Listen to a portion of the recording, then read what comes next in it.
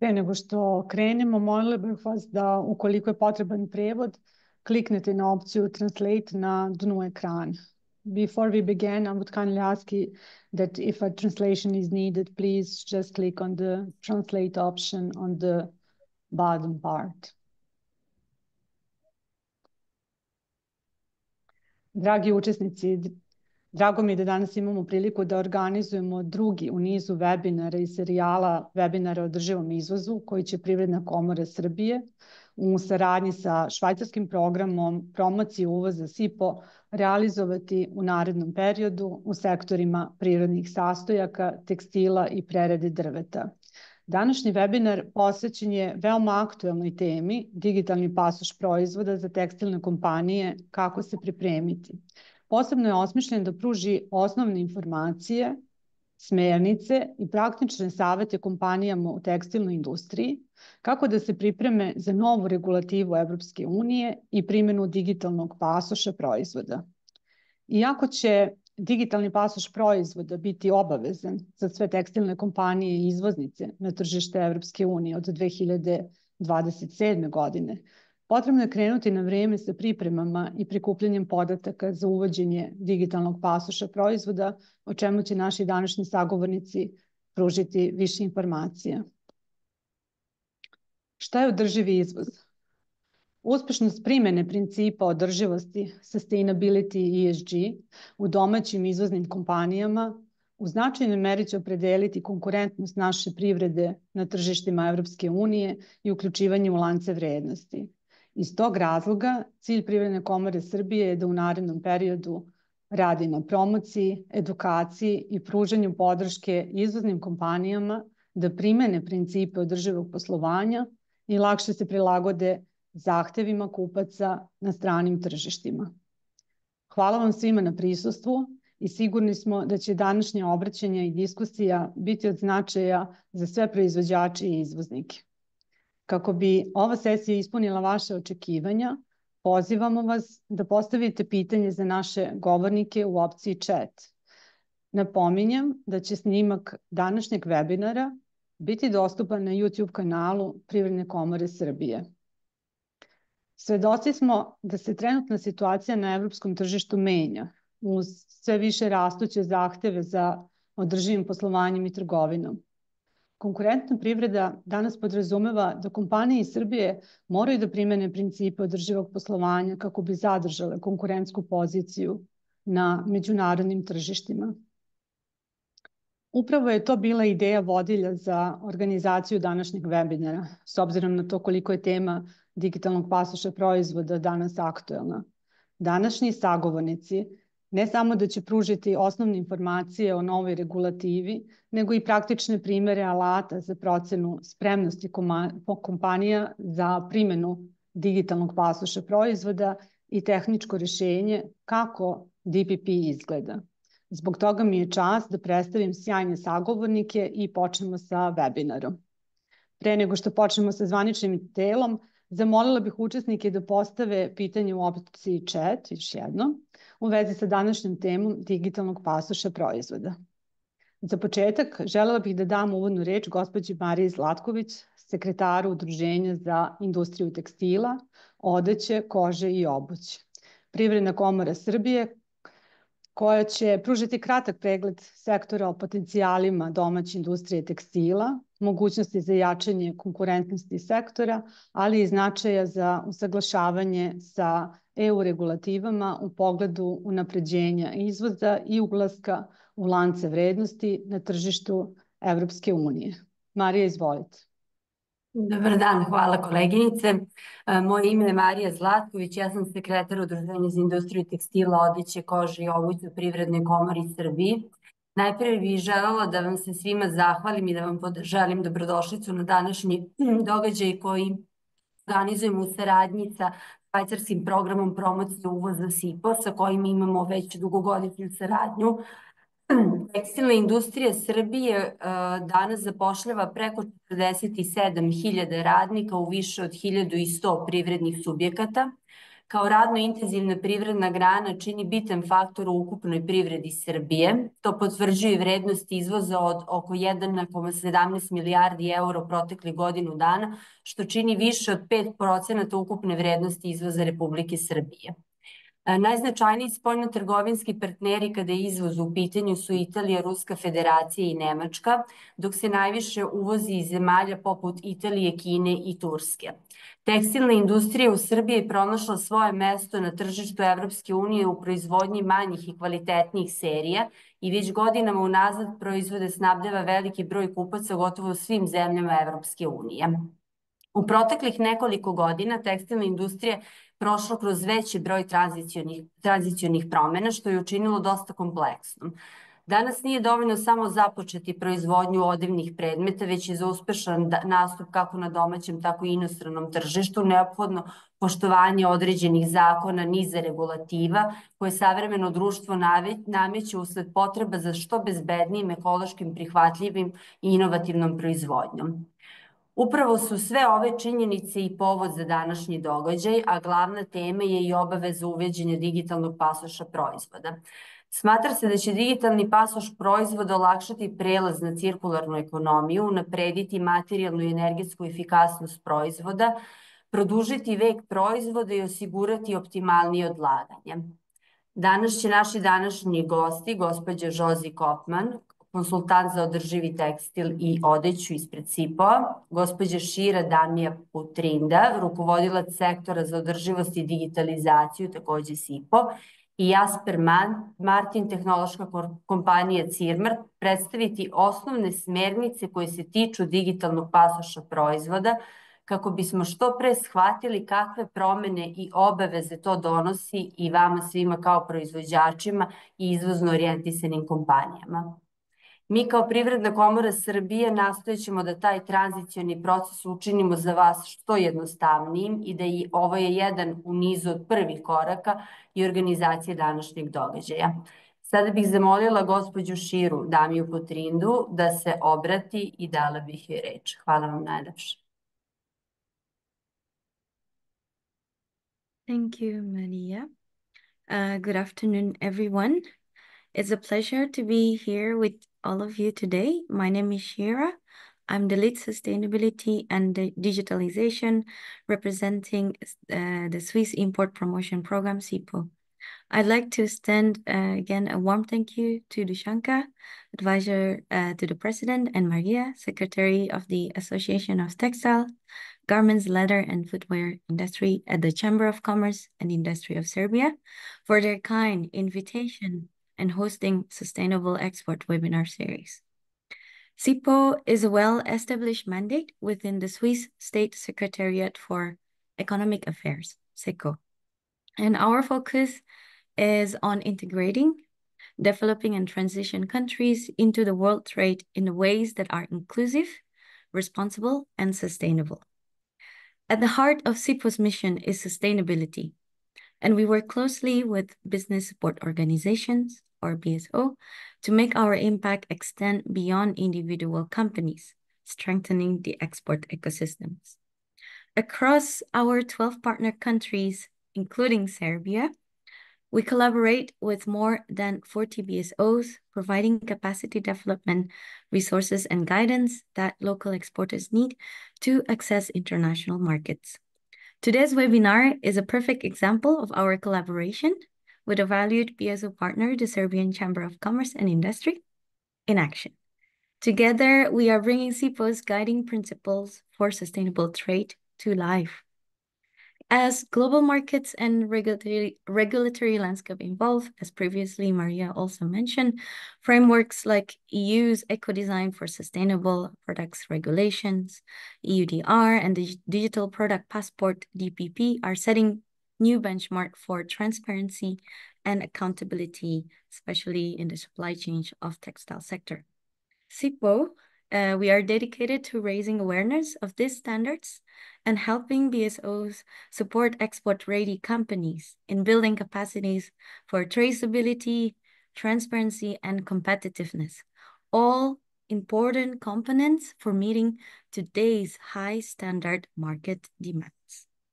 Today's session aligns with the Principle 4 of SIPO GPST, which promotes responsible supply chain management.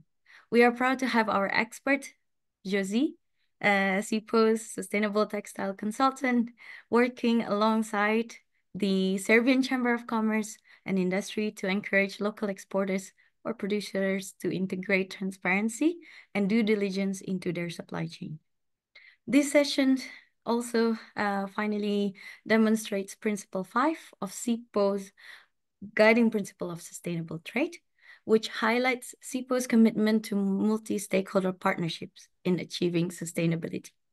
Together with CCIS, our SIPO consultant, and also CIRMAR, we are enhancing collaboration to provide Serbian exporters with the knowledge and support needed for sustainable and responsible trade practices. Thank you for your attention, and I look forward for the discussion ahead. Hvala Šire najlepše. Hvala na svim inputima. Webinar se organizuje u okviru inicijative Održivi pristup tržištu, usmerene ka pružanju podrške razvoju novih poslovnih usluga, promociji izvoza Privredne komore Srbije, a u cilju jačanja konkurentnosti i održivosti domaće privrede. Inicijativa se implementira kroz tehničku podršku švajcarskog programa SIPO u Republici Srbiji. Sada prelazimo i na zvanični deo, gde će se SIPO konsultantkinja za održivi tekstil i odeću, gospođa Josie Kopman, održati prezentaciju i pružiti uvid u okviru uvoda u digitalni pasoš proizvoda, kao i predstaviti novi alat za procenu spremnosti tekstilnih kompanija da primene digitalni pasoš proizvoda. Samo da napomenem da će ovaj alat u formi upitnika biti deo redovne usluge Privredne komore Srbije u narednom periodu i pozivamo sve privrednike da nas kontaktiraju za više informacija. Josie, izvolite. Hello.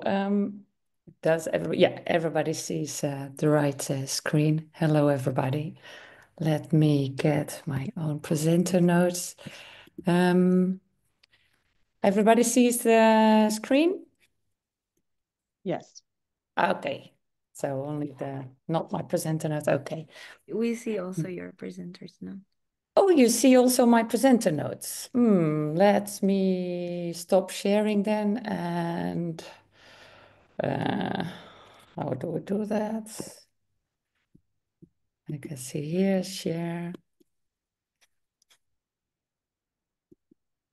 Share. Now it should be fine. Is it? Yes. Yes. It's fine. And I go to my presenter. Now it should be still fine. Yes. Okay.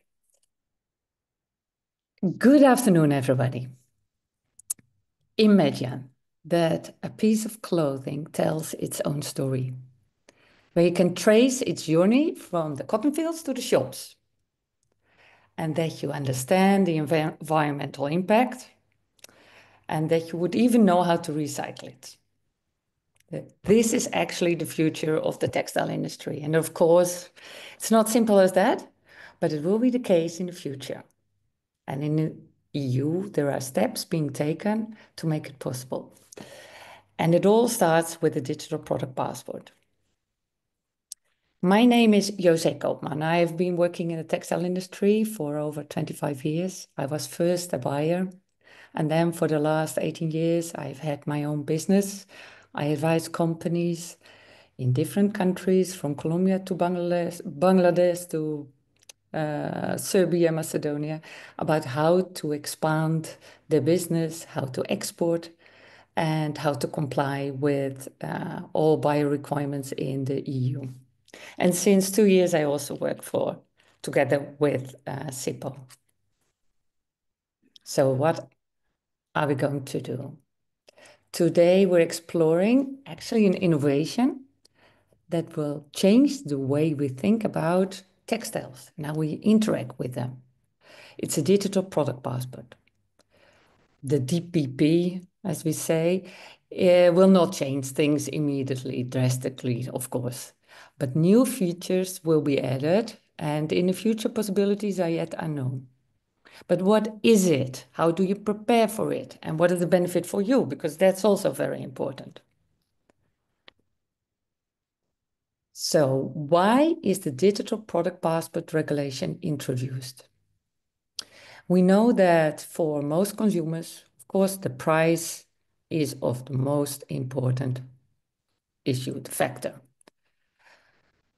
However, consumers also would like to know more about the product. What is it made from? Where does it come from? And they're especially interested in the working conditions and its impact.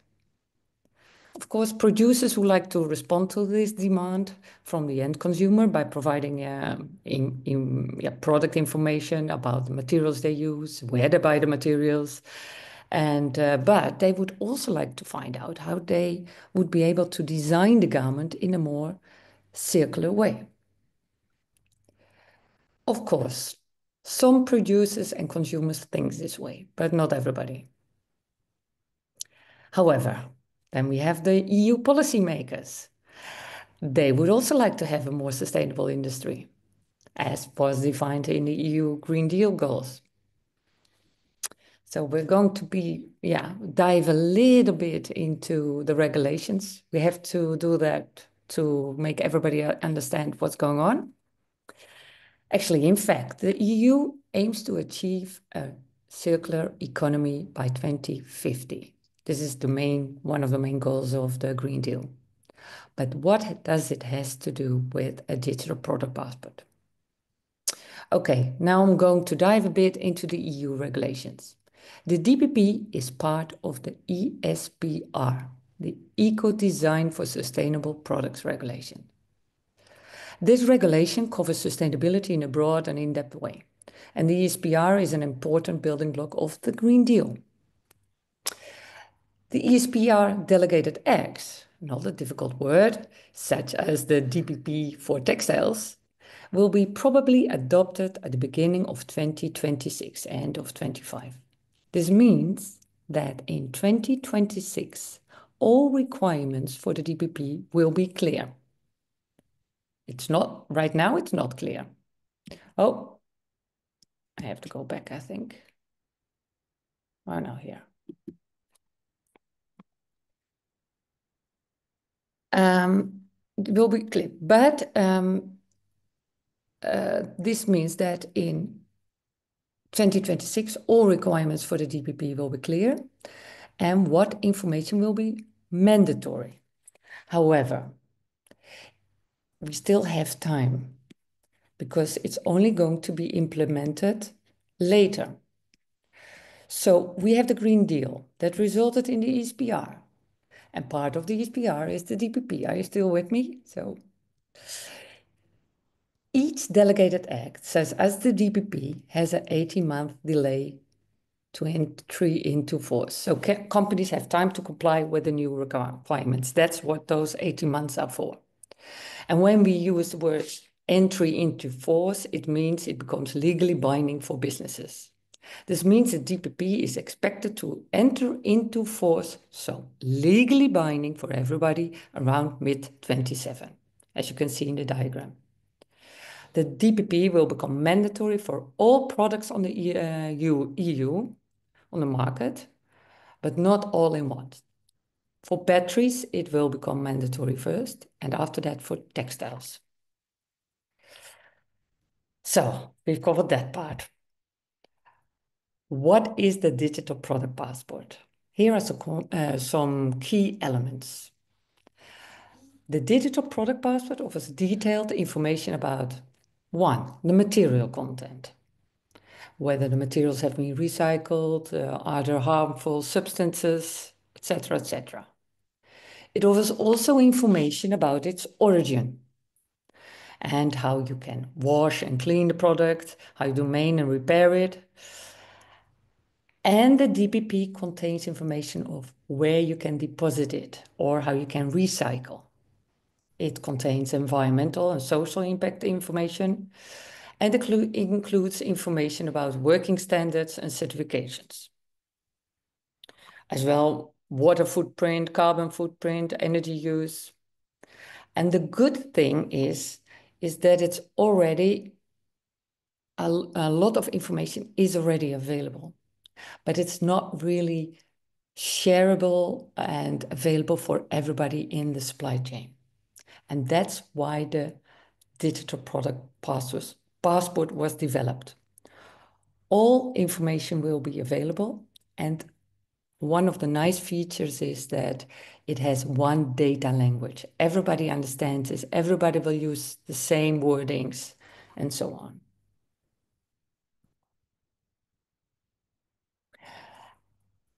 As mentioned, the DPP regulation is expected to enter into force, legally binding, mid-2027. So this means the mandatory content of the DPP for textiles is not defined yet, not fully. But we have an idea of what will be included for the DPP for garments, because we can see it in the present proposals. I've read all the documents. So I made a compilation. It can include the following elements you can see on this slide. As you can see, it involves identification numbers, certificates, workwear safety information, which is very important for the workwear manufacturers among you. You can read this list at your own pace when we distribute the presentation later to you. Here are some more elements, just go through it. But this list is not extensive. On the contrary, actually, I expect that more information will be added in the future. For example, and will become very handy, for example, a guarantee period or even ownership history. Because the second-hand market for textiles is growing, and it would be great if you get information about previous ownerships. Taking into account, of course, personal data and protecting and stuff like that. But how does it work? How does this digital product passport work? And how can you access the information? This can be done very well with a QR code. We all know that, how it works, or an NFC tag, for example. By scanning a QR code, information from the DPP can be unlocked. Consumers can use their phones like we do right now for all the stuff, and we can access a web page with information such as material content, safety, environmental impact. So that's one thing, but who will add the data to the DPP? The data will be added by the partners in the supply chain. That's you, the manufacturers, the importers, the brands. They're also responsible for updating the information. And then there is a very important third point, a backup copy. This backup copy is needed. This is done by a third-party product, passport service provider, long word, product passport service provider. They will do that. The backup guarantees that everybody can access the information, even when a company does no longer exist. There will be public and restricted data, because I can imagine that not all manufacturers want to share all the information with everybody, with the end consumers. And it is also because not everybody needs the same information. Access to the DPP is based on need-to-know basis. For example, customs have more access than end consumers. And that's logic, because governmental organizations and customs need to check claims on content, safety, etc. But end consumers can also read product information, of course. Like we discussed before, the material, how to repair, where to bring it for recycling, and so on. But for other companies, like for sorting companies, the material information is very important. And why? Because I hope and I think, but maybe Jasper knows more about it already, in the future, machines might be able to read the DPP so that sorting machines can sort the garments automatically. This is also valid for recyclers. So everybody has access to certain information. Here's an example of the battery passport. You can see how it looks like. It's planned, as mentioned, that batteries will have the first mandatory DPP. You can see different elements. Just an example. Here are some other examples. There are many DPP service providers, and the next speaker, Jasper, as mentioned, will show their tool, but there are many other providers to choose from. Some focus more on impact calculations, some more on the basics, and there is a huge price difference as well for using the services. So as mentioned, we have to provide input for the DPP, but who is responsible for that? Actually, the company that places the product on the EU market is responsible for the DPP. Often this is not the manufacturer in Serbia or Macedonia or where else, but it's the EU importer.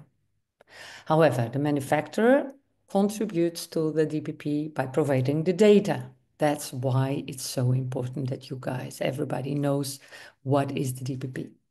So if you are not an importer, only a manufacturer, your buyer will probably only request data and certificates from you per product. And if you are an EU importer, you have to develop the DPP for each product. As the final components of the DPP are still under discussion, because it's not clear, everything is not clear yet, you have still time to prepare. The real challenge, however, is not just filling in a DPP once it's mandatory, but collecting the necessary data. For this reason, to help the manufacturers collecting necessary data, we've developed, SIPO has developed a DPP readiness assessment tool. This tool is a questionnaire that helps manufacturers to identify what's needed. It helps to assess data, what is already available within the company, and pinpoint what is missing. The questionnaire focuses on key expected elements. I took some screenshots, here you can see. We included general information, product information, compliance, material composition. We also included questions about chemicals, packaging, certification, footprints. So this is all in the tool which will be distributed later. But also maintenance, recycling, supply details. This questionnaire will be used in a pilot we will execute within 2 weeks with 4 Serbian companies. After that, we will update the tool and make it available for everybody. So, why would you prepare for the DPP? To be honest, there is no direct financial benefit for you as a brand or manufacturer. But the most important thing is that you have no choice. It will be EU law. And if you like to export to the EU, you will have to comply and your buyers will need your input. And if you want to keep them as your buyer, you will have to provide something. So that's one thing. There are many other reasons, but this is, of course, the main reason as well. There is another reason why you should prepare. The EU also has created other legislation, such as the CSRD, the Corporate Sustainability Reporting Directive. This legislation requires EU companies, among other things, to report on the impact they make on the environment. So again, they will need data from you. With filling in the DPP, they will already have a lot of data they need for the CSRD. And they will need to start reporting already from next year, 25. That's for the bigger companies, and the smaller companies still have a little bit time till 2029. So let's go back to the DPP. If you want to prepare for the digital product passport, you must make a plan. What are your objectives? You have to define them. Do you want to create your own DPP, or you only want to provide information to your buyer? What is your timeline? You have to define it. Or if you want your own DPP,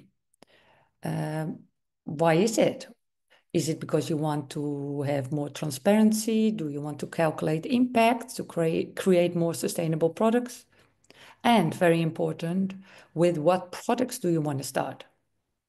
I wouldn't advise you to start with all products in one time. First, try out a couple of articles. One thing you can also do is check with your customers to see what information they need. Of course, you also have to define who is the team, who will be responsible for gathering all the information and the implementation.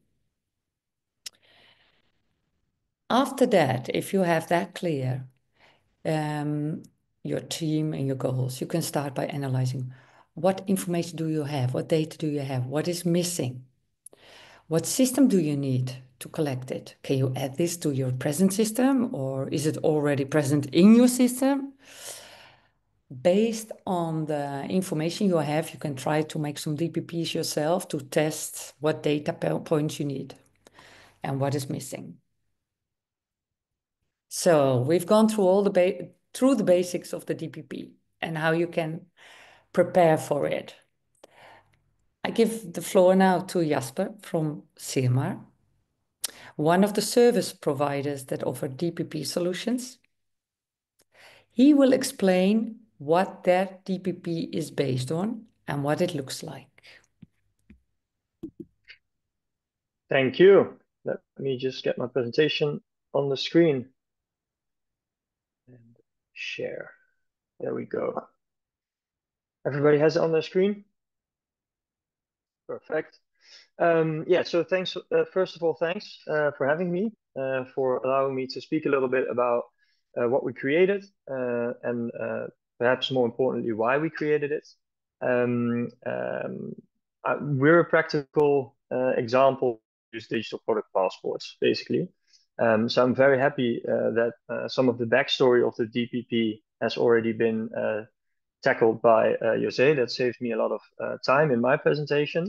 And that's a good base to start talking about what the DPP looks like in practice, what you can use it for, and what choices you might want to consider throughout the steps that Jose just explained. My name is Jasper Martin. I work for CMR. That's short for Circular Markets. And that's a good segue into the origin of our company. We are basically a company that started out as a circular economy consultancy club. So what we did was help companies take better care of the materials they use in their products, make better choices, incorporate recycled content where possible, and design products in such a way that you are able to recover them, to take back, for instance, textiles, but many other product types as well, and to create a system that helps you put that into practice. We always explain it in these 3 bullets. We develop circular strategies, products, and concepts. We put circularity in operations, and we've connected the top 2 to a digital product passport, which is called C-Passport. And C-Passport was first launched in 2018, so quite a while back already. And our idea behind the digital product passport is quite similar to what we now see happening in European legislation. But basically, if we come up with perfectly designed products for recycling, for reuse, then we do need to attach some sort of digital information to those products. Because as a consumer, it's quite, or any other player in the supply chain, it's quite easy to lose information, to lose valuable information that allows you to make sure that that product comes to its circular fruition, basically. We are based in the Netherlands, and we have about 35 companies working with our system at this point in time, and they are scattered across basically Western Europe, the Netherlands, Germany, France, and Belgium. And we are not present in one sector in particular. We have customers that produce safety footwear, cleaning products, all the way to, for instance, Center Parks. You might be aware of them, which is a holiday park, and they use our system to make, just to give you an example, to make better choices for what kind of materials they need to use to construct holiday homes, and then take it even further and make better choices for the products that they use, like the curtains, the seating, and stuff like that in the holiday homes. And what I'm going to be talking about is how we have developed our system, and basically just give you some practical insights into what it means to use digital product passports. First and foremost, we are very much appreciative of the European Union for having come up with legislation. But our basic principle is that we don't need legislation to take care of our future. I completely agree with everything Jose said, apart from maybe one thing, that there's no financial value in digital product passports. And we firmly believe that there is financial value if you start using digital product passports, regardless of the legislation component. It allows us to gain grip over the materials we use. It allows us to give our customers a choice, to give them insights into what the effects are of what they do. And in some markets in Europe, actually across the world, companies might even pay for the emissions that they produce. So if you manage to tackle some of those emissions and reduce them, there is already a direct financial value. For textiles, that's not the case at the moment, but who knows where legislation will take us. And there's many, many more reasons why digital product passports can already become a financial thing as well. We basically are concerned with the twin transition. That's what we do at CMR. And that's on the one hand the circular transition, which means that we help companies achieve sustainable goals, and you need practical tools to do so. Next to the sustainable goals that companies might have, material use can become a bit of an issue. You're all probably aware what happened a while ago with the Evergreen that got stuck. That resulted in a lot of companies having a lack of resources to create the products that they needed. I wanted to buy a mountain bike around that time, and I simply couldn't because the materials weren't present on the European market. That's just one example, and stuff like that can happen. So you want to gain a grip of the materials you use and be able to identify possible alternatives. Companies also want to find new business, and that can mean changed business models. Think of products as a service, but also just a way of, for instance, doing more clever maintenance and gaining a grip of the moments in which you have maintenance for products that you've sold. And lastly, the circular transition, and this is only a result of more clever use of materials, is reducing, or I always like to call it avoiding emissions, because we should try to avoid them wherever we can instead of just reducing. And it sort of is in coexistence with the digital transition. We want to record what we do as producing companies, but as other companies in the supply chain as well. We want to help consumers understand what we've done well and what we're working on. We want to present that information to them, and we want to make sure that they can help us as well. And the digital product passport will play a really important role in that process. I have an example for you here of one of the products that we have in digital product passports, a pair of safety shoes. So if you have your phone close by, you could scan the QR code. Just to give you an idea of what we're working with. because what we've created is basically the mold in which you can put your information. Creating digital product passports by yourself can be quite complicated also because if you want to use the data that you store in a digital product passport and you want to share it with other stakeholders, or for instance, use it for your own reporting, it has to be a dynamic system. You can't just create a PDF file or an image and put that behind a QR code, because that doesn't allow you to share that data further onwards in the supply chain. So that's what you see when you scan this code right here. It's the mold with some information for this specific product. I can skip through this one actually, because Jose already explained all of this. But the only thing I'd like to say is that the digital product passport is actually not something new. It's just an expansion of what we were already used to. We have information in textiles, specifically in the label, and we're just going to expand that information. And a label is usually a bit too small to store all that information. And another thing that might happen is that the label gets cut out, which is not unusual for textiles. And with a digital product passport, you can disclose that information on the label itself with a QR code, but you can also make it publicly available online. So you can always get back that information, even if the label has been cut out.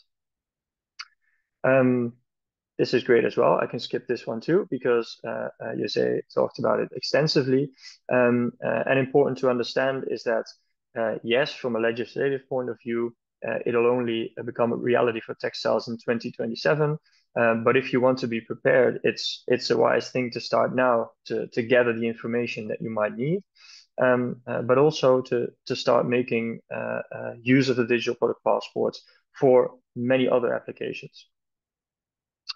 Just a quick insight into what that DPP landscape looks like and will look like for products that are not currently equipped with digital product passports. On the top left, you can see the physical products, the products that you have that you can touch, that are tangible. And you have to connect those to an identifier, to a way of identifying what product that is. And Jose already mentioned the GTIN, which is commonly used in textiles. And that is your unique identifier for either a model of clothing, maybe a batch of clothing, or even an item of clothing. The granularity, so that's a very complicated word for how specific are we in what products we identify. So do we identify just a black sweater? Do we identify the black sweater that was part of the batch that was created in November? Or do we identify the individual black sweater? And it's not yet clear what the granularity will be for textiles. For batteries, we already know that it will be an item level identification, but for only a specific type of battery. So not every battery is included. And for textiles, we still have to see whether batch, item, or model level will be used for all items, or whether they will even make a distinction between specific types of textiles and change how we identify. For the technology, that's not an issue because you can easily work with branches. So if you have the model, you can always attach batches to that, and then you can attach individual items as well. So that's not the problem. It's more a question of to what degree does it make sense? So that's still open for discussion.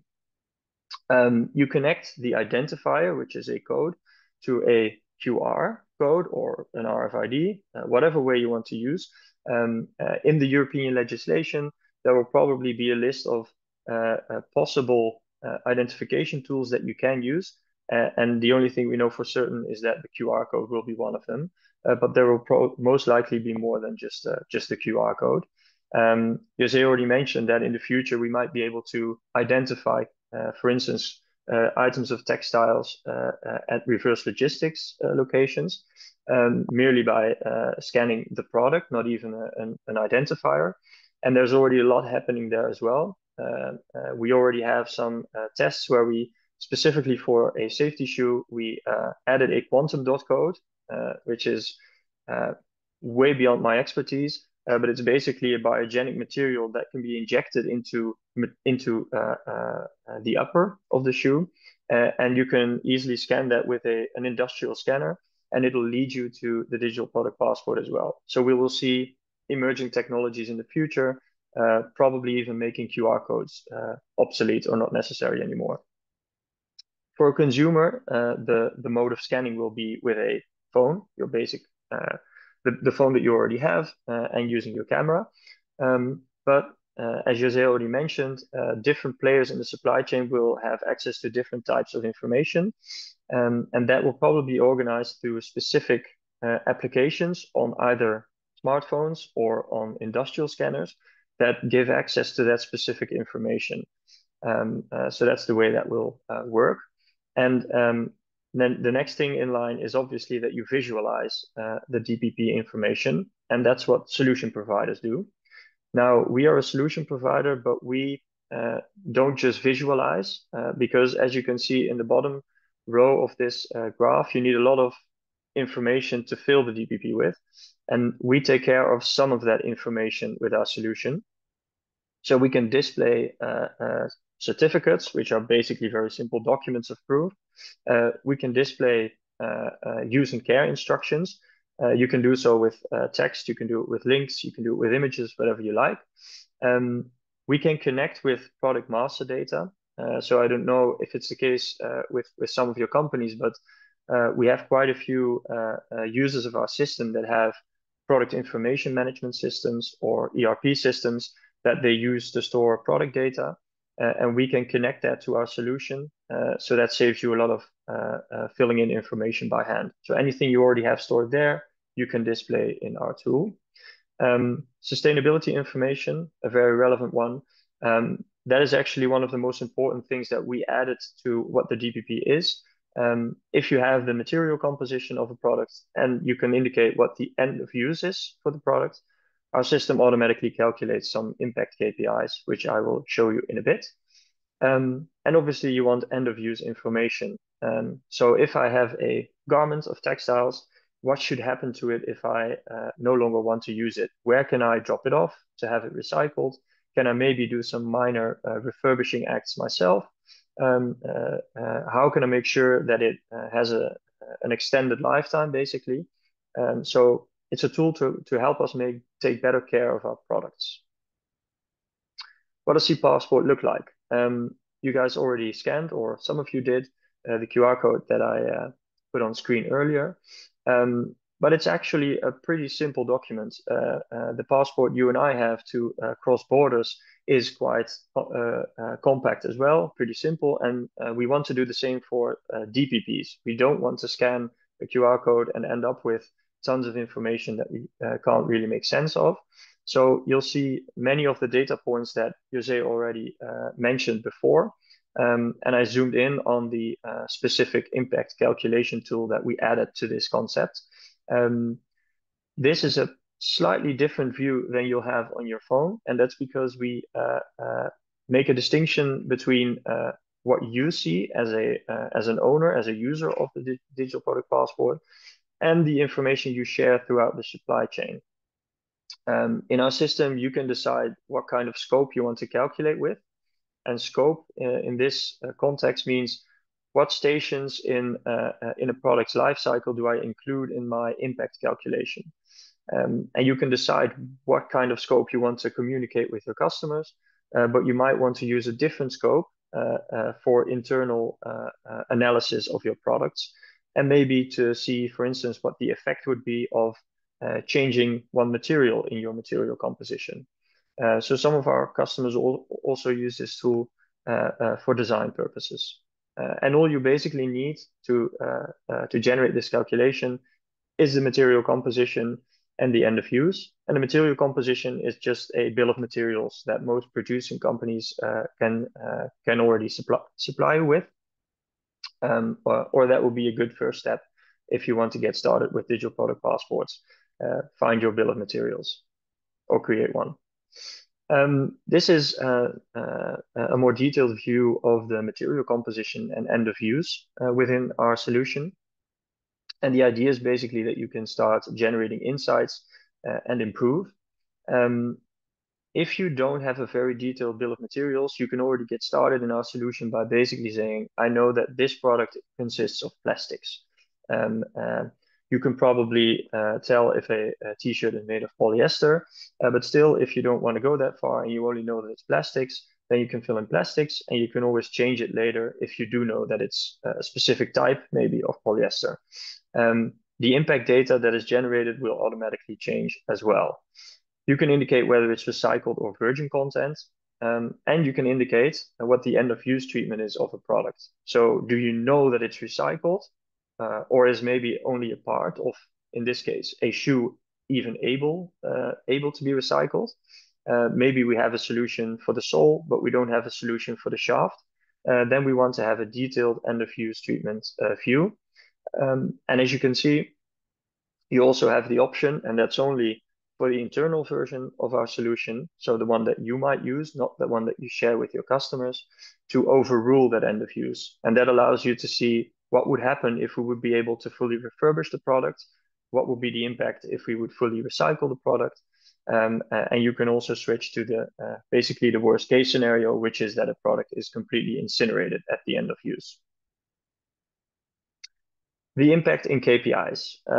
As you might have seen in the example that you already scanned with your phone, we have a limited set of KPIs.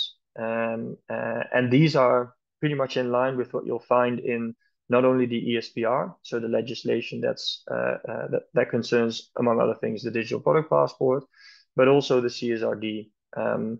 I don't know how detailed we can dive into impact calculations. If you have specific questions, we might want to do that in the Q&A. But the most important reason that we incorporated this is that life cycle assessments are incredibly costly and complicated. And we found out that we can basically use the very same formulas within our tool. And that saves you a lot of time in calculating the impacts. And you can also play with the scopes that you want to apply. And the impacts KPIs that we can generate are CO2 emissions, energy use, and H2O, so water use. We also have the KPI material saved. That's always compared to incineration of a product. And then we have a couple more KPIs, the CO2 price. That is based on the European emission trading system. Probably not relevant for textiles, so you don't have to show that, but it can be calculated. And social return on investment. So if your company, for instance, has a place for people with a distance to the labor market, you can communicate that in minutes or hours per unit sold. Information for the entire supply chain. Like I mentioned before, if you want to let circular products come to fruition, if you want to make the most of a product and prevent it from being incinerated, for instance, you want to add information that helps your consumer or the end customer to actually recycle a product. And that is why you can add all sorts of information to our DPP, like reverse logistics instructions, where do you have to hand it in for that product to be recycled, or possibly, and for a safety shoe, that is very complicated because a safety shoe is not meant to be taken apart because it's meant to protect your foot from injury. But if there's a product that you can disassemble so that you can take apart yourself, then you might want to add instructions for that as well. So there's all sorts of options of adding data to that field. This I already explained, actually. If you only know the material group or a more general description of the materials, like, for instance, that it's metal and you don't know whether it's stainless steel, for instance, then you can start with data which is more general, so averages for metals. And if you start specifying that this, for instance, this plastics is specifically a rubber, then you can generate more detailed impact data. And you can go as far as you like with this. So you can go into whether it's recycled, whether it's virgin. You could even go into what specific area it comes from across the world, across the globe. Experience tells us that that doesn't really make the difference. If you are able to specify what specific material it is, so rubber, then you already have a very detailed impact figure. Yes, the next question is if the European market has to basically incorporate hundreds, thousands, millions of digital product passports, how are we going to do that? Because we can't do so if we have to enter all data manually. That simply isn't possible. So how do we scale up, basically? One of the things already mentioned by Jose is that we will be using sector-specific code standards. And I have to explain that in a little more detail. This is basically about the GTIN for textiles. And the GTIN is the identifier by which you know what kind of products you're dealing with. But it is also going to be coupled to a specific data model. So basically another mold of data that will be shared by every single DPP solution, at least by the DPP solution providers that want to comply with sector-specific code standards. And that's going to make it a lot easier to share that data that we store, but also that other solution providers store, to share that in the supply chain. One important rule is that important pointer is that you want to follow master data management rules. This is already diving a little bit deeper into basically the data question, but you want to create one single source of truth. That's basically this concept. So you can work with our solution and start using that as single source of truth, but I wouldn't do that. I would advise against that. I would try to create an ERP system or a PIM system, product information management system, from which you share that information with your solution. And from that place, you can also use that information to share with many other sources as well. But you don't want to create pillars with data. You want to make sure that it's all shared from one central location. Start with the must-haves. So if you have a very wide range of products, maybe a very diverse range of products, just start simple. Begin with the first couple and then extend to more product groups because you'll learn a lot from doing one or two products and then moving forward to more products. Build on the existing data structures. So use what you already have and try to, for instance, if you already work with a PIM or ERP solution, to add specific data fields to make sure that you can share all of that information with your solution provider. The question of interoperability, I'm sorry, I am every now and then throwing you a very complicated word, but this is basically what Jose already touched upon, is that you need to speak the same language, the same data language, and those standards are still under construction, basically.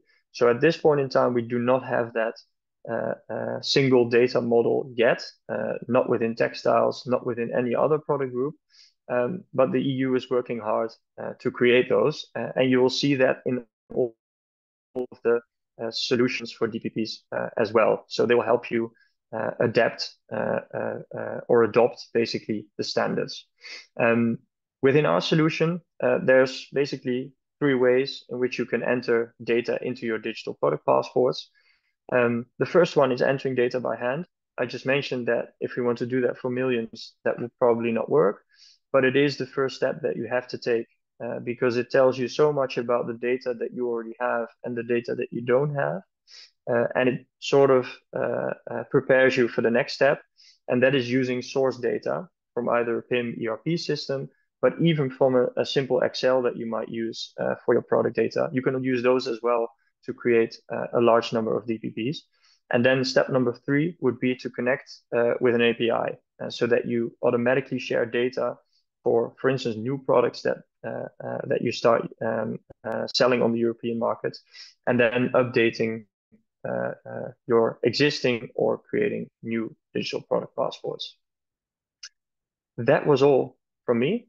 So I don't know who I give the word now, but I'm going to stop sharing. Thank you. Hvala najlepše našim govornicima, zaista sjajne prezentacije. Hvala Jose mnogo, hvala Jasper, zaista sjajan uvid u DPP. Sada prelazimo na panel diskusiju, digitalni pasoš proizvoda, kako se pripremiti na vreme. Moji sjajni sagovornici za danas su Jose Kaufman, SIPO konsultant za održivi tekstil i odeću, Jasper Martin, tehnološka kompanija Sirmar, Nemanja Jovanović, viši savjetnik Udruženja za industriju tekstila, odeće, kože i obuće Privredne komore Srbije. Jozi, hvala najlepše na današnjoj prezentaciji. Imali smo priliku da se upoznamo ne samo sa DPP-em u kontekstu regulative i očekivane primene, već ste nam ponudili jedan sjajan alat koji ste razvili za potrebe Privredne komore Srbije. O tome ćemo također razgovarati tokom ovog panela. Pošto su naši slušalci bili veoma aktivni, ja bih predložila da započnemo i sa prvim pitanjima. Da li DPP kao deo strategije EU ima domete i van Evropske unije, odnosno koji su to mogući izazovi sa kojima će se suočavati izvoznici u EU iz Srbije ukoliko određene materijale nabavljaju, na primjer, iz azijskih zemalja? Pitanje je za Jozi. I takođe, kako obavezati takve dobavljače, misli se pre svega na dobavljače iz Azije, da dostavljaju listu svih potrebnih informacija? Da li će postojati određeni model, primeri ili eventualno ukoliko postoje, gde ih možemo pogledati? Hvala, Jozi. I hvala za pitanje. Okay, let's start with the first question. If you get if you get I hear the translation double in my ear, so I have to put it off. If you get fabrics from abroad, from other people, you have to know, you have to get the information from your supplier. That's one thing. Yeah, now I know in the present situation, some manufacturers really know everything from their fabric suppliers and some don't. So there will be new requirements. You will have to know where it comes from, what is the content. So you have to discuss with material suppliers. Normally, the well-known material suppliers know very good what are the features of the material, what is the content, and what are the certificates. So that's one thing. Then you said, the list. The list. Actually, that's exactly the, so to find out what you need to comply with, what are the most important things you need to know for the first digital product passports. That's something we prepared, this list for SIPO, the self-assessment tool, which will be distributed. Actually, I included even more than I think that will be needed for the first DPPs. So I think if you would use the tool of SIPO, which will distribute, and also keep track of what's happening, and I think the business support organizations will inform all the manufacturers what's going on, and in the end, what will be mandatory within the DPP, what will be decided, then you know what to do. So I understand it's confusing. And also when you listen to me and Jasper, you think, oh my God, this is too much, all this information. And you're right, it's too much. You don't have all the information, but I'm sure it will work out in better for you guys, and they will only demand a certain amount of data, not everything we discussed. But we just wanted you to be aware of what can be asked in the future. Hvala, Jozi. Jasper, da li vi možete da dodate nešto na ovo pitanje sa vašeg aspekta?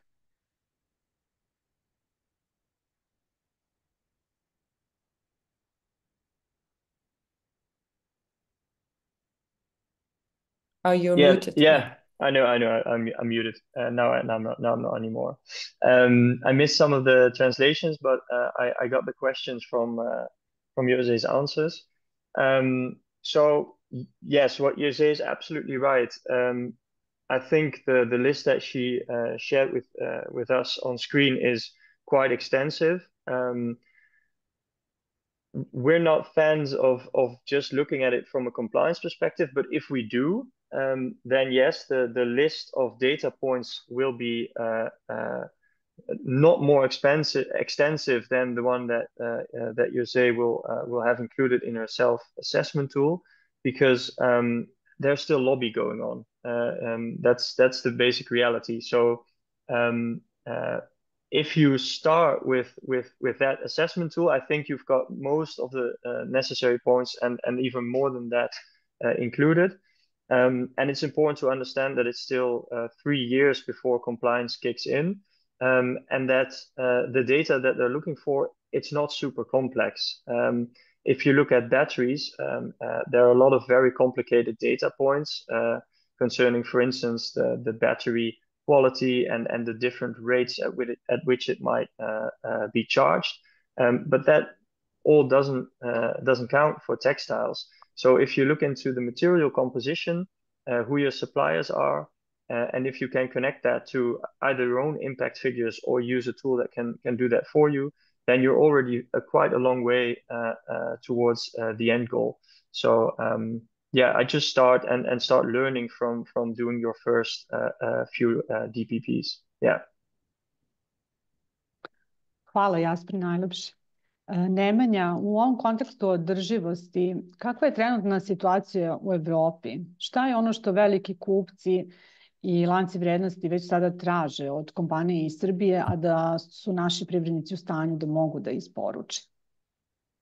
Pa, ja bih htio prvo da dodam da u Srbiji postoje dve vrste izvoznika tekstilnih proizvoda. Jedni su izvoznici kojima će put na tržište Europske unije biti olakšan, a drugi su izvoznici kojima će put na tržište Europske unije, da kažem uslovno rečeno, biti malo teži.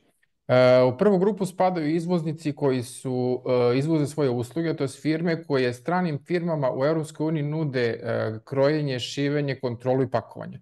U tom slučaju te firme neće biti u obavezi da uvode digitalni pasoš proizvoda iz razloga što one nisu vlasnik tog gotovog proizvoda, ali će morati da poštuju sve obaveze koje podrazumeva ta digitalni pasoš proizvoda.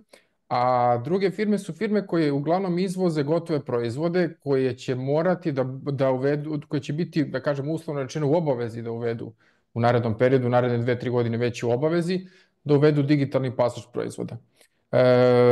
Njima će svakako biti dosta teže, ali kao i ajde da se setimo i da se vratimo, ne znam, par godina unazad kada je isto bilo, da kažem, obavezno uvođenje eko tek standarda 100.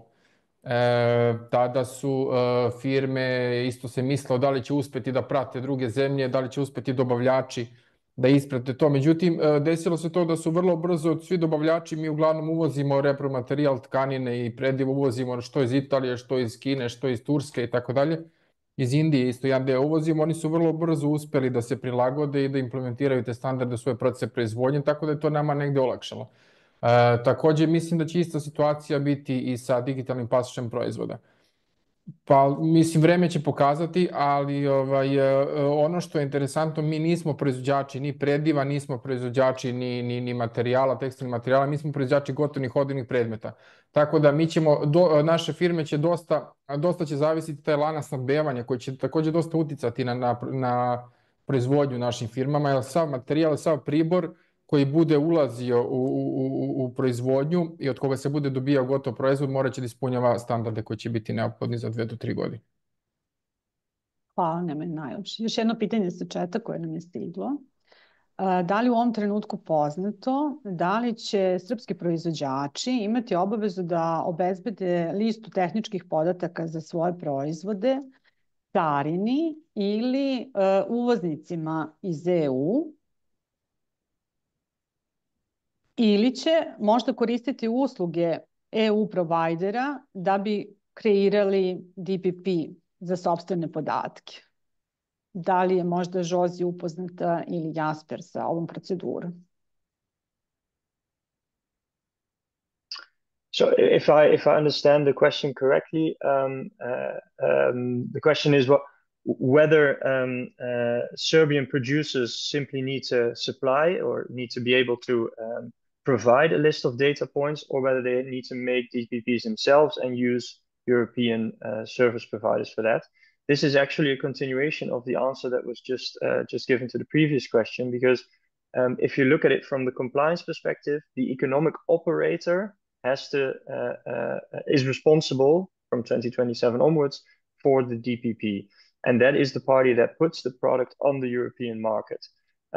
If you put it on the European market, you'll have to provide a DPP. And how you organize that DPP, that is up to you, as long as you follow the European standards. And those standards basically tell you what data points you'll need. As Jose explained, they're not fully clear yet. So we have sort of lists drawn up in concept. So you can already look through those, but you don't have a definite, yes, this is going to be the list. But you do already know that you'll have to connect it to a physical identification or a mode of identification, like a QR code, and that you'll have to be able to connect it to the European registry. Jose mentioned this as well in her talk. You'll have to be able to put it into a European registry where any consumer can find a link to your specific DPP. You can do that yourself. You can use European or other digital product passport service providers. But the question about what you have to do is really about, are you the party that puts the product on the European market? And then you'll have to follow the standards that are being drawn up in Europe right now. Yeah, and if I may add, what I see most of the manufacturers in Serbia, they are not the ones that are placing the goods on the market. Somebody else is importing it, if I'm right, Nemanja, because yeah, so that's why I was focusing also on the providing of all the data, because I think the majority of all the manufacturers, they will not be responsible for making the real DPP. Hvala najlepše. Primetili smo koliko će ovo biti zahtevan proces oko usklađivanja same regulative DPP-a, a dodatno još izbor alata u tehnološkom smislu. Jasper, da li možete da nam kažete šta bi bio predlog za naše privrednike, kako da započnu ovaj proces pripreme za DPP u smislu izbora alata? Vi ste već spominjali u vašoj prezentaciji, ali ako možete da posavetujete odakle zapravo da počne. Yes. Actually, my advice would be a combination of the steps that Jose proposed and the ones that I explained in my presentation. First off, there are several options out there. We are not the only service provider for DPPs. You could even do it yourself, but I would advise against that because it's quite costly to develop pretty pricey and complicated technology yourself. But basically, the first steps are to get everybody in the company who is involved around the same table and discuss, besides legislation, so basically checking the box of having DPPs, what you want to do with them. Do you want to be able to, for instance, connect a certain service, or maybe you want to be able to not just display sustainability information, but also maybe some marketing information behind that QR code? There are many other things that you might want to do with the DPP. So first get that in order. Make sure you have people from the data department, from your marketing department, from your sustainability, possibly compliance department involved, because they all have a role to play. Once you start using DPPs, it simply becomes, for instance, part of your sales strategy as well. Then the next step is to basically map out what data you already have. That's the best place to start. What do we already have? What do we know about the material composition of our products? What labels do we already have connected to our products? And what information do we already get from upstream vendors? So maybe from more upstream into your supply chain. Then you should start basically trying different solutions. So play around a little, do some free trials and experience what it means to get started with a solution, because that's where you find out, okay, I have all of my information in an Excel file. For this specific solution, that just doesn't work. But maybe for another solution, it might work. So make sure you try different things to be able to create a plan on how you're going to get started. And then when you're at the point where you've decided that you want to go for a certain solution, basically the steps that I explained are the way to go. So start with maybe the product group that you know most of, so that you have the most detailed information on, and then move your way up to the more complicated product groups in preparation of 2027. And as Jose also mentioned, it might be the case that you don't even have to create DPPs. And then I think the most important thing to understand is what data points will parties that I supply to require, and do I already have a data format in which I can easily share that data with them? So do we already have a detailed bill of materials of the products that we supply? And can we already easily share all the relevant data regarding our products that we sell to our suppliers, to our customers?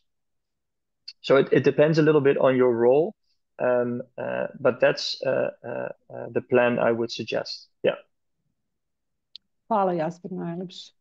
Jozi, i tokom vaše prezentacije ukazali ste nam koliko su povezane regulative i kako je DPP izveden zapravo iz ESPR-a, a opet ESPR kako je izveden iz zelene agende.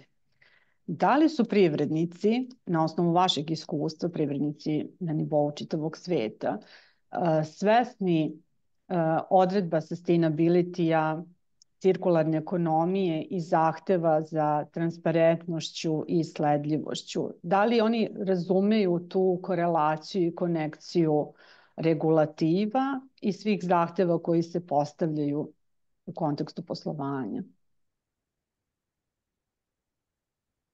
That's a nice question. Some are, some don't. And I think, and for me, that's very understandable. If you're not in the policy-making business, so to say, and you're manufacturing products, garments, so you're occupied with producing the best and the nicest goods, that's your main goal, that's your main interest. And of course, you have to comply. So I have the feeling that most manufacturers, they but they see what is a regulation and they try to comply with it. That it's maybe based on Green Deal goals or ESPR or whatever. It's not really their cup of tea. In the majority, that's my experience. And I'm sure there are exceptions and there are manufacturers that are thinking differently. But I think the majority is just looking, okay, what do we have to do now? And that's maybe I want getting back to what Jasper said about, there is no direct financial benefit. He's right. There is a financial benefit. But from a manufacturer's point of view, who just starts with it and thinks, I need to comply again with new stuff. It's not that you can immediately earn more money by doing it or something. It's just one of the things you have to do. And then when you discover, you can see it might provide you some financial benefit, but it depends on how you look at it. But Jasper is right. There are new business models where you really use it to reduce your costs. But Yeah, maybe one thing to add, if the European Union is doing a good job, and believe me, they are definitely not always doing a good job, but they're harmonizing, so they're sort of aligning the various regulations in terms of what we consider, for instance, the carbon footprint of a product. So even if suppliers very far away in the supply chain are not fully aware of all of the legislation, they should start recognizing that European partners are going to ask for one package of data, and that they'll use that one package of data for all sorts of purposes. So for CSRD, for ESPR, and for EUDR, for all sorts of regulations. And that it doesn't become, okay, I have to comply and I have to give you data for this legislation and for that legislation. that should all be harmonized, and that is a process that is on its way as well. Hvala najlepše. Imamo još jedno pitanje od naših gledalaca i učesnika. Kako možemo proveriti da li je naša firma u obavezi da uvede DPP? Evo ja mogu da kažem da naši privrednici mogu da se obrate udruženju za tekstil i da se informišu o svim detaljima. Naš kolega Nemanja Ivanović im je na raspolaganju kao i svi ostali zaposleni u udruženju. U ovom kontekstu htjela bih da pitam i Nemanju, s obzirom na principe održivog poslovanja i na zahteve kupaca koji su već veoma intenzivni sa strane EU tržišta, da li možemo u tome vidjeti priliku za naše privrednike da zapravo kreiraju konkurentsku prednost i da ponude proizvode više vrijednosti s obzirom na sve ove regulative i principe održivog poslovanja?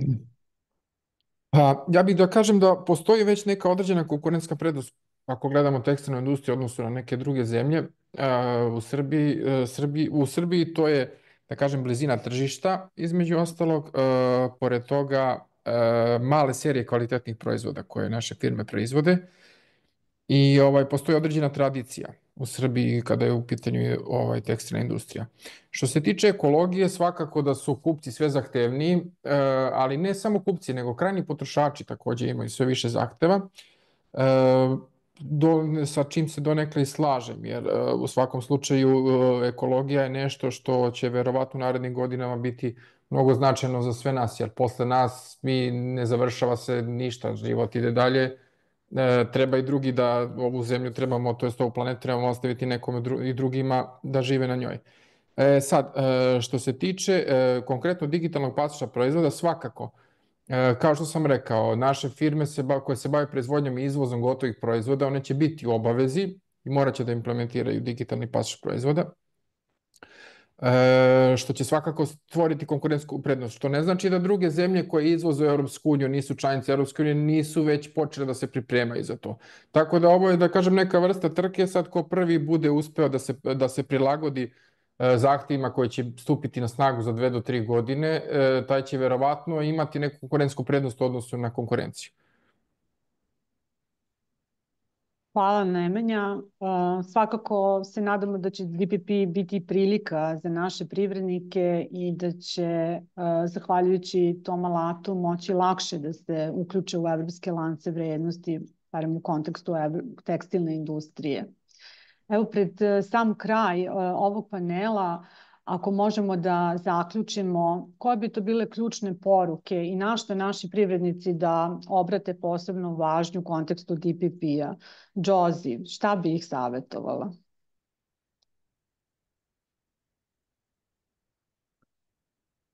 Start with it and don't be afraid because of all the information you need to give, but just start looking into our tool, but also check, for example, with Jasper's company, Simmer, to check what you need to fill in, how it looks like, so you feel more, and it doesn't need to be Simmer, it can be many other, there are so many providers, so, but just start. I think that's the best. Just start. Hvala. Hvala, Josie. Jasper, šta vi mislite? Šta bi bio vaš predlog? Yeah,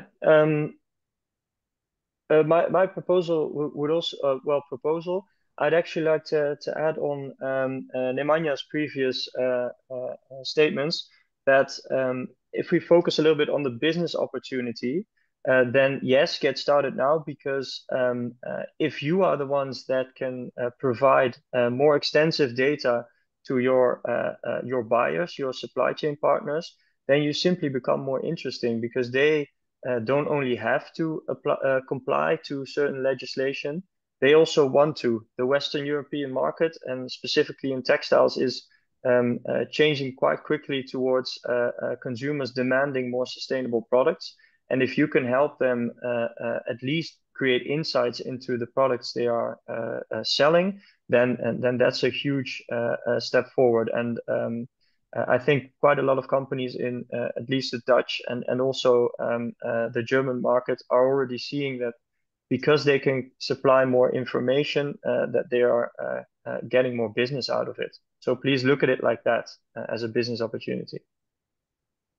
Hvala najlepše, Jasper. Nemanja, Udruženje tekstila razvija sa SIPO konsultantom ovaj alat upitnik.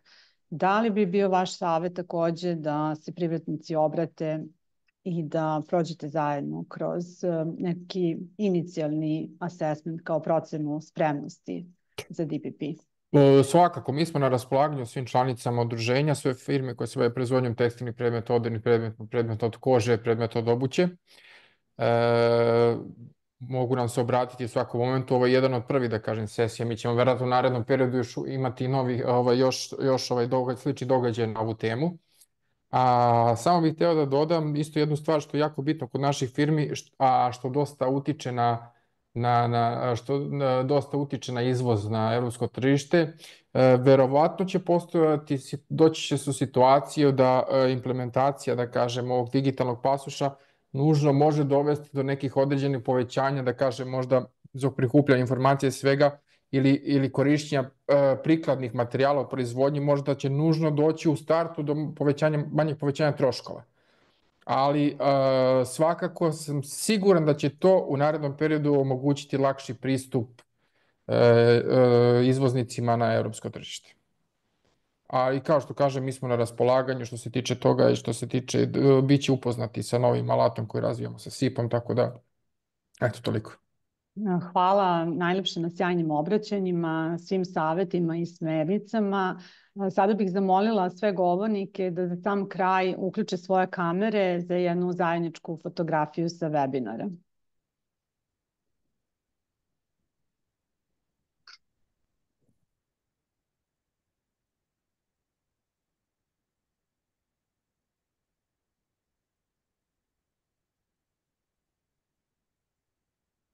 Hvala. Hvala svim govornicima, hvala učesnicima koji su bili sa nama i pokazali zaista veliko interesovanje za ovu temu.